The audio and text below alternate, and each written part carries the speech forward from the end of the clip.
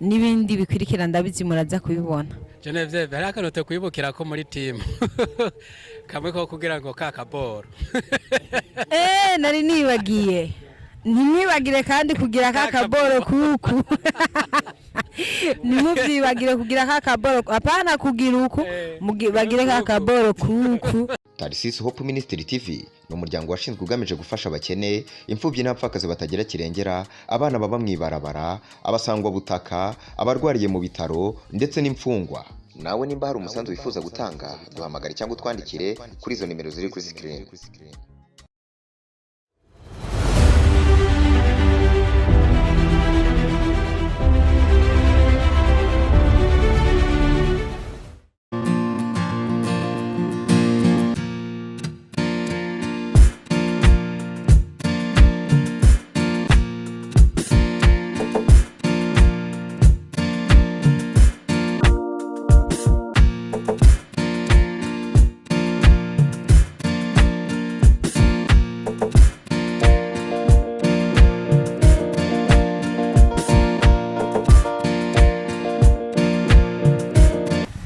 Nshuti namwe bakunze ba Tarsis Hope Ministry TV turabaramukije tubahaye n'ikaze no munsi udasanzwe twongeye kugaragara turi twese umugwi wose ukwiye bamwe mazi imisi mabona batamba basubira bagira gutya ngaba twabazanye hano kugira ngo babaramutse bababwira 2 3 kuko hari akagendo gato tugomba dufate tukoma tuje kubera iki tujanywe n'iki ibyo byose muraza kubimenya mugumane na Tarsis Hope Ministry TV ariko kandi munyemerere jewe prote turakingiwe alias inde muragibuka ni Mr Polo eka mbere yuko tubandanya mbanze ndabereka abo turi kumwe hariya hirya iburyo bwanje ndi kumwe n'umukozi w'Imana afata kanyo baramutse ariko aradukurikirana. Turabaramukije mwese mu izina ry'umwami wacu Yesu Kristo. Uwo muri kumwe ni Pastor Olivier Joshua Batazira, Pastor Birashoboka. Tubakunda kandi tubanezererwa dusanzwe turi kumwe muri equipe nubwo mutakunda kumbona kenshi ariko mba ndahari mwarahezagiwe. Amina murakoze cyane. Uyo ni wundi mpora ndababwira kunda kunyegeza hari inyuma y'ivyuma ngo ntemumubone ariko no mose namubazaniye muramubonye. Impande hari undi mwigeme muheka microphone baturamutse. Abandi baramuza bamaze imisi bakurikirana ibiganiro tumaze imisi tubashikiriza. Hajya ninde? Je nitwa Safi. Hari indi navuze Wasafi.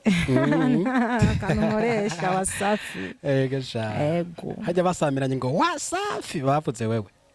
Cyangwa ari wo muri sange. Yarundi.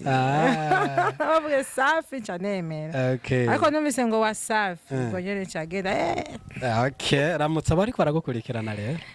Ndabara nabasalimia nyote. Tena nawapenda sana. Okay. Asante. Naamini nao wanakupenda. Sawa. Okay, nituweza kubereka abo turi kumwe n'undi mwigeme mugufi nkunze kumubereka ari kuri microphone kasanga ni mugufi. Ano bose yabaye murebure. Mu microphone nabo baramutse. Ndabaramukije mwese mwaramutse namwiriwe na bwakeye n'ibindi byose ndabakunda cyane. Ku mazina ni Bella Gloria Inez. Namaze yabaye muremure. Nabyisanzemwe. Nuko rero ni Bella Gloria Inez amazina natatu. Je ndiko ndabosa kugira nzote benda yamenyere ko aranagoye gusubiramwo. Iburyo bwanje ndi kumwe n'undi mwigeme. Sindiko ndarakweba yaraba mugufi na umenga tera bamugufa gukora bamuremure ramutse ariko aragukurikirana. Also ndabaramukije mwese amahoro y'Imana bane namwe amuhereye hose ndabaramukije amazina ne yandi nyene ni Parfait Indutira byose mwarahezegewe. Amina. Ibubafu hajya turi bubafu cyane turi buryo. Hari undi mwigeme muremure hajya suba dusumze burebure. Okay. Nabona abate kano kajyo aramutse abari baradukurikirana. Ndabaramukije amahoro y'Imana mwese aho muri abari mu bihugu bwakeye ni mwaramutse natwe ngaha mu Burundi ni mwiriwe.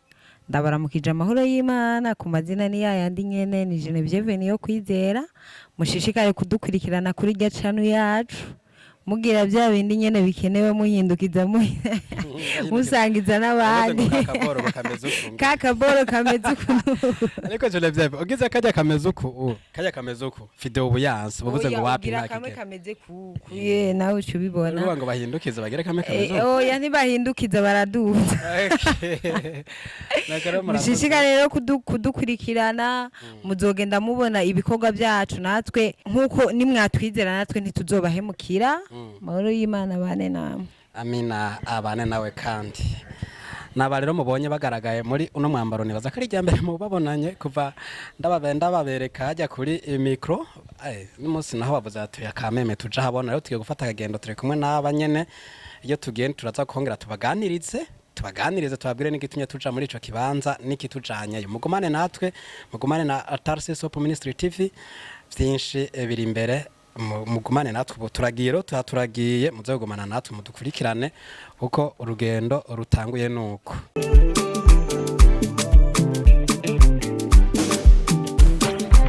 Tarsis Hope Ministry Ramba Tarsis Hope Ministry komera kumikambi yawe Ramba kurukundo rwawe komera Tarsis Hope Ministry Ramba Tarsis Hope Ministry komera kurukundo rwawe Ramba kumikambi yawe komera Tarsis Hope Ministry shirame ridaranira inyungu shirame ry'umurundi w'Amerika afatikanyije n'umukobwa wiwe Tarasise Chaseline bakora ibikora inka birambire ntibibagire iyo bavuka nubwo ari kure namba ntibaruhuka bama batwibuka Tarsis Hope Ministry hey Tarsis Hope Ministry Ramba Tarsis Hope Ministry komera kumikambi yawe Ramba kurukundo rwawe komera kurukundo rwawe Ramba kumikambi yawe komera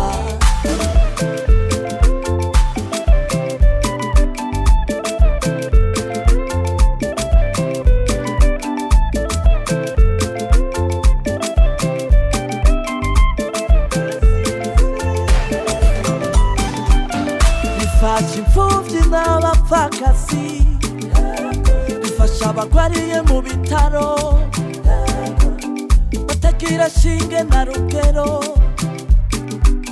abasangwa butaka ikabambika abasangwa butaka ikabafungurira nikibagira abana bo ibarabara ikanatsinda rimitaye bantaho nikora ko biyungunganye ko bisanasane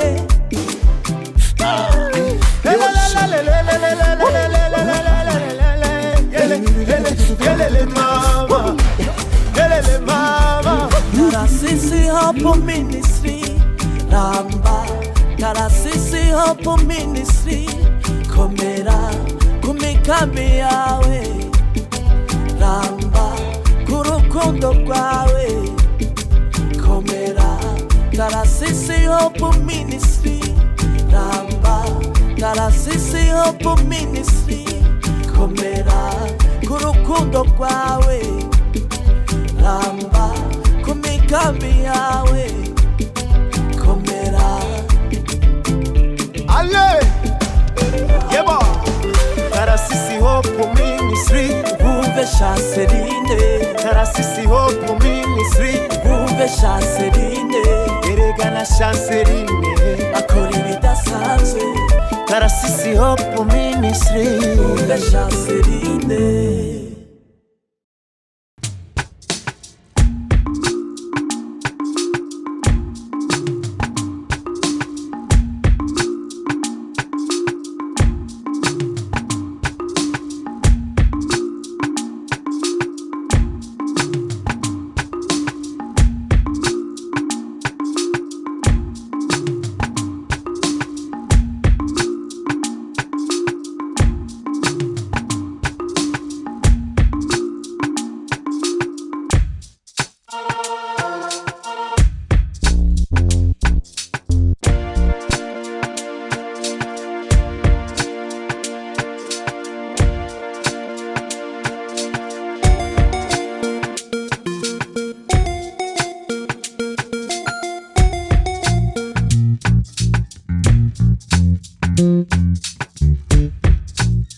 tubaramutse amahoro y'Imana tubahe n'ikaze ubugira kandi mu kanya twababwiye tuzi tukaba dufata akagendo mu kanya turababwira iyo tugiye nk'uko mubibona rero turi mu kibanza ciza abantu b'Imana ni ikibanza ciza kandi gitagasa ariko sindakibabwira muzanza mundi none haha sinkora publicité kubona je wapi anza mukariha tukabakora publicité ivyo musanzwe mukora namwe mukamenyekana ego rero sinoanza kubidondora turamenyeranye ni kwa rugendo rukibaranya twari kwe mu kanya tubabwira yuko hari ahantu dusimbiye turi mu kibanza ciza rero aho muri kino kibanza twahakoraniye twese nk'umuryango wa Tarasisi Hope Ministry TV kugira ngo inyuma y'ibiganiro tumaze tubashikiriza bigizwe n'indirimbo izi naziriya tubaganiriza tubanezereza mu buryo bunaburiya tubanze tugarukire hano turabo bwize bwa kino kiyaga Imana yakiremeye twese yego hanyuma twaje turi ya timu nyene nkuko twabiberetse kare nibo turi kumwe kugira ngo binakunde babyita gusama akayaga hanyuma tunasubiza kenge kugihe kugira ngo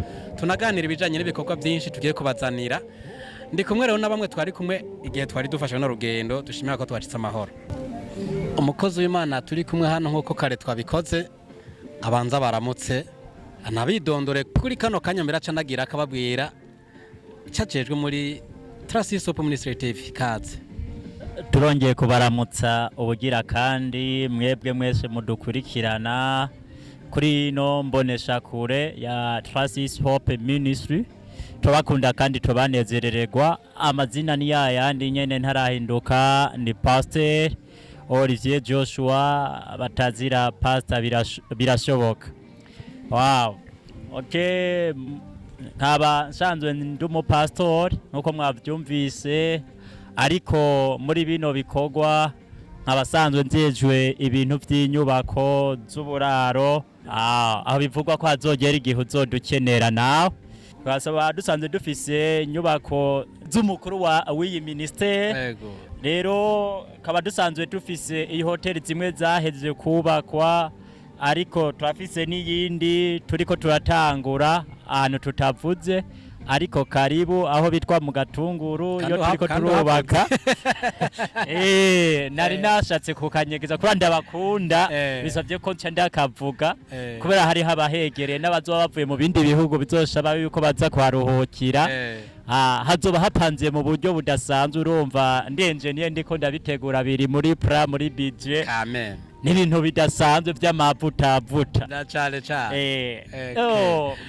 no babwira ngoma ndaba nakazina kayo ingene izoba yitwa Imfura Hotel Maison de Passage Princelle murumva ndakabahaye n'ingoga n'abanyagatunguru batarakamenya aba bose ntibari bakazi ariko barakumvisa uno munsi kubera nyene engineer nzeze ibikorwa by'inyubako barakamenya ko randa bakunda babose mwarahezagiye asante sana pasteur kuba tugenanye nawe no mugisha ko tuje tumenya n'ibyo tutari tuzi yego ya ne surprise idasanzwe twe tugaranye igihe kirekire ariko Jesse nabwumve yuko hari mu Gatunguru hari inyubako yo biri kwirakogwa uvuze ngo igeza ahantu yo bigeza amaja heneza na neza irageza ahantu mu rugezo rushimishije cyane gose kandi tuvuga ihaye yubakwa mu buryo buteye igomwe cyane gose namwe muzovyibona ndazi igihe kimwe nzobaha kaze yuko muhashika mubona aho ibikorwa bizoba biriko biratera bigenda ndazi abantu benshi niho bazora baza gufatira akayaga uko twari tugenda kuvisita handi ndazi abantu benshi niho bazohora baza baruhukira kuko n'uburaro buteye igomwe cyane cyane musanzwe muzi uburi mu Kinama kuri hotel Chanceline Star ingene hateye igomwe hameze neza tuguma tuyahakosora tuhitaho cyane rero muzoroshirizaho kubona byinshi bigenda bihinduka n'ahandi hakiri mwibanga tutavuze mumenye imvuga yose ivyo ndabihotse tugushimire cyane kuba ufashe kano kajyo kaganira bari kwaradukurikirana yego okay iruhande rwanje kandi mukuboko kw'iburyo hari undi mwigeme mu ka microphone nawe yongera abwira akantu kuko igihe twaza hariho abantu babwiye kugiye babwire rero ko washitse ndabaramukije cyane bakunzi ba Tarasisi Hope Ministry turabaramukije mu izina rya Yesu Kristo ubugira kandi twari twabwiye ko tugiye ahantu murabibona ko twicaye ahantu turaberewe turiko turanwa no mu kanya turarya kuko ntabibuzeho uburaro burahari mwabyumvise n'ibyo gufungura birahari no kunwa murabona yuko turiko turanwa okay uko twabwiye ko dufashe urugendo murabona ko twamaze gushika iyo tuja n'ubu tuguma tubahimiriza gukurikirana ibikorwa byacu mushishikare kugumana natwe izina n'iryari n'inyene nirihinduka n'ibindi bikurikira ndabizi muraza kubibona Genevieve hari akanote kwibukira ko muri team kamwe ko kugira ngo kakaboro nari nibagiye ntimwibagire kandi kugira kakaboro kuku nimubyibagire kugira kakaboro apana kugira uku bagire kakaboro kuku baci basangiza sabone canke subscribe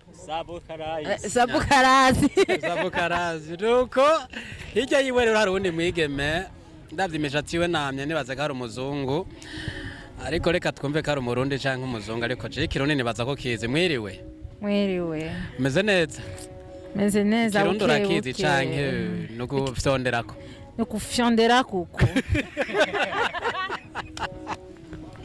Okay. Mukanya twabwiye abantu ko tubasha urugendo none twashitse babwire rero abo wabwiye ko ufashe urugendo babwiye ko washitse.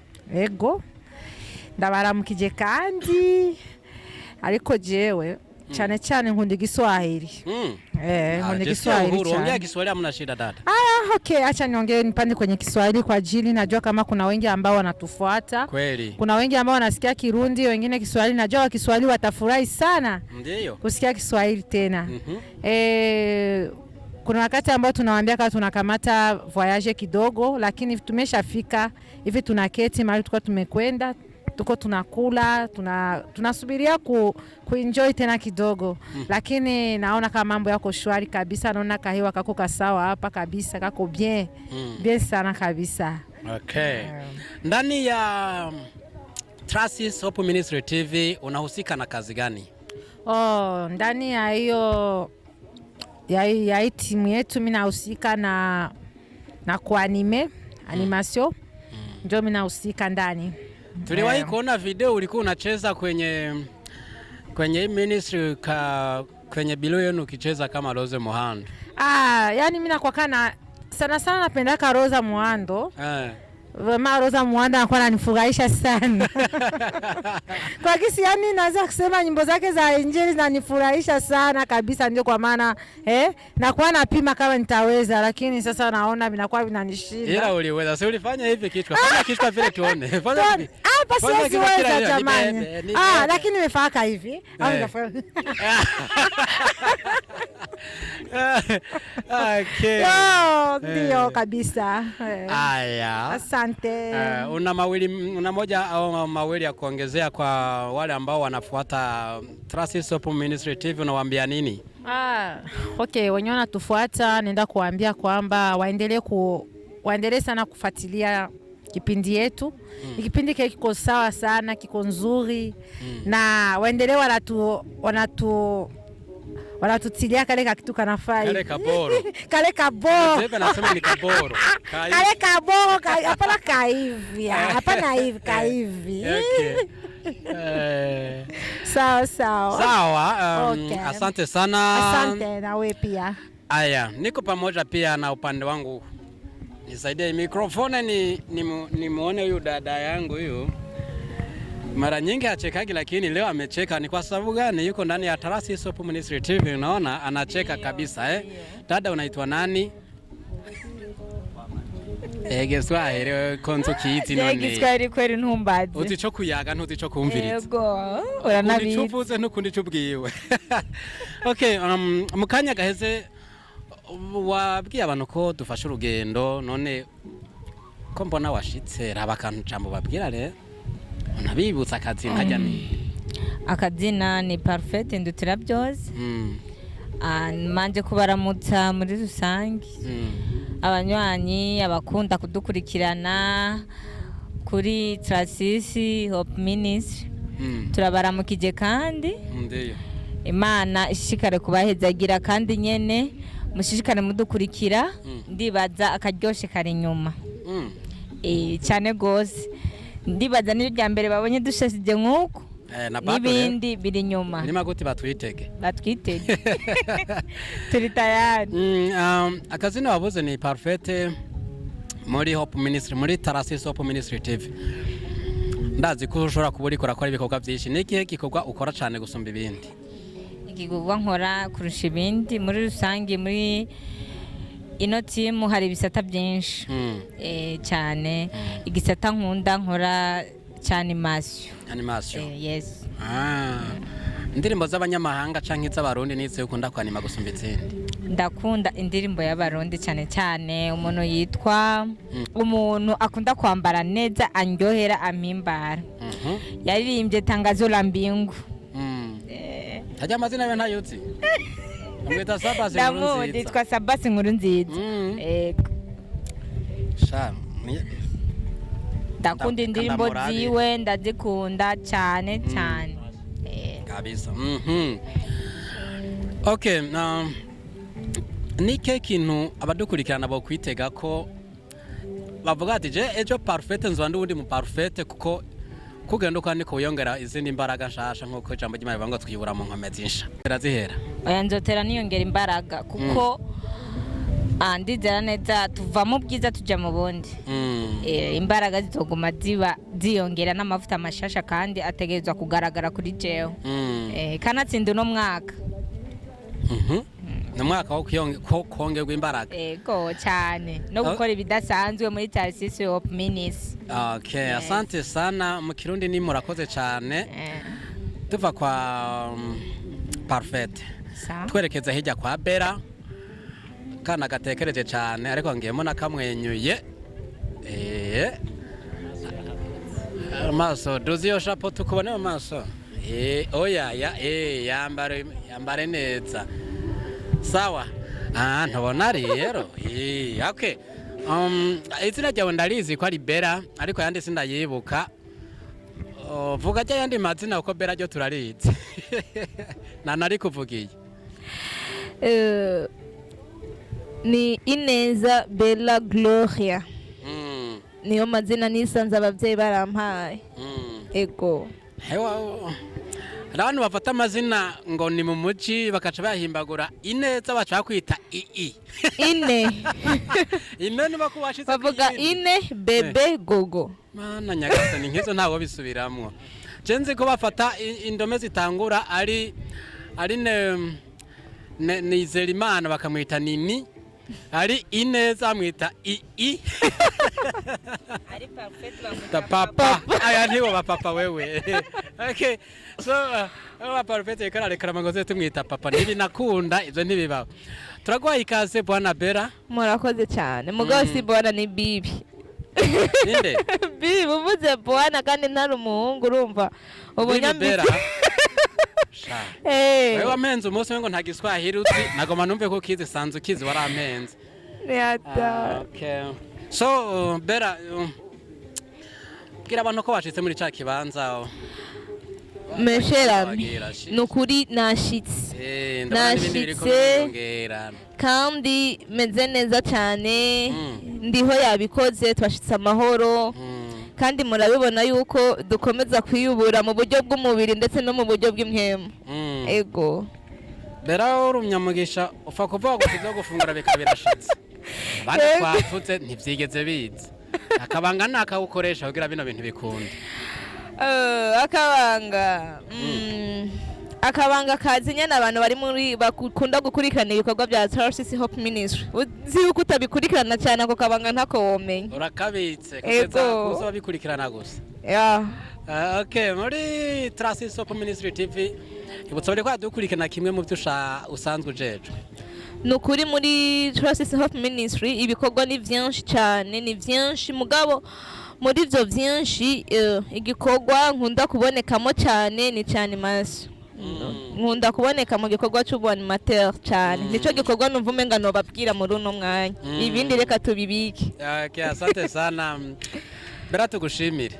Murakoze cyane. Nakaye kama wase wabwira bamwe badukurikirana nimba ari kamwe ko kakaboro nimba ari. Nta kandi nikajyanye ni mubasha mumenyere kandi muri bwa bumwe nyene nkunda kubabwira muri bwa bumwe nyene. Kugira ukunye kajya kaboro vraiment. Nizo nkomezi zacu. aka kaboro nizo nkomezi zacu muri Trust Hope Ministry muri bwa bumwe mucura kubiteko ego Bera tugushimire cyane murakoze cyane Mutama hanaza ariko arakurabira byita ngo nuko kujandajanira gusanzwe wibonera ariko yubaka umubiri niko bimeze ko umubiri ntiwawubakisha ivyondo n'amatafari n'amabuye Reka nshuti namwe bakunzi ba Tarasisi Hope Ministry TV tubashimire kuba mwabanye natwe rero ikibanza twagiyemo ni ikiho turiko turashira ubwenge kugihe twongera turaba ivyo twaranguye tunapanga ibindi byinshi tugiye kurangura mwumvise abo dukorana naba kandi mu byo bagiye bashikiriza bimwe n'ivyo ariko ibindi byinshi ntibashoboye kubishikako harimo kugendera abagwayi mu bitaro hakabamo gushikana ku bitaro abagwayi tukaja kubavuza mu gihe Imana yahezagiye igatanga uburyo ntitubikora kubera uburyo bwinshi nico civugo cyo muri Tarasisi Hope Ministry TV ariko no kugira umutima w'urukundo cyo bituma nawe baguhamagarira kugira ngo aho musi hariho nimero ya telefone wumva uvuga uti nanje ndafise ico notanga kugira nifatikanye naba Imana yahaye rino yerekwa kugira ngo tugarukire ku bagwaye kubafunzwe canke kuvuza abatishoboye kubafungurira nibwo co bikiro kimwe c'umuceri haje uraye wubitse umutima ku kirago birababaje murabizi ababiciyemwo murabizi rero bimwe mu byo bakora nibi ariko kandi tukaba tugiye kubashikiriza n'ibindi bigiye bitandukanye nkuko tubabwiye byinshi muzogenda murabikurikirana mwakoze kubana natwe rero urugendo twatanguye n'ubu rwacabandanya ingetonze tunywe ku mazi gato nyuma yo kunywa ku mazi kumbure turaza kugaruka ariko abaca bajyama bataravye kuntu twarusozereye twipfuritse ibihe vyiza aho muri hose Imana bahezagire ciao Tarasisi Hope Ministry namba Tarasisi Hope Ministry komera kumikambi yawe namba kurukundo rwawe komera Tarasisi Hope Ministry namba Tarasisi Hope Ministry komera kurukundo rwawe ramba kumikambi yawe komera Tarasisi Hope Ministry shirame ridaranira inyungu shirame ry'umurundi w'Amerika afatikanyije n'umukobwa wiwe Tarasisi Chaseline bakora ibikorinka birambire ibibagire iyo bavuka nubwo ari kure namba ntibaruhuka bama batwibuka Tarasisi Hope Ministry Tarasisi Hope Ministry namba Tarasisi Hope Ministry komera kumikambi yawe namba kurukundo rwawe komera kurukundo rwawe namba kumikambi yawe komera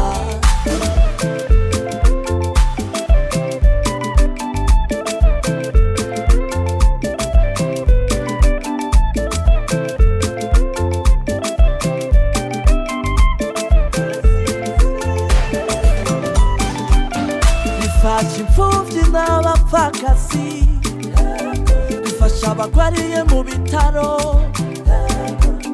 batagira shinge na rugero abasangwa butaka ikabambika abasangwa butaka ikabafungurira nikibagira abana bo ibarabara kanatsinda limitaye banaho nikora ko biyungunganye ko bisanasane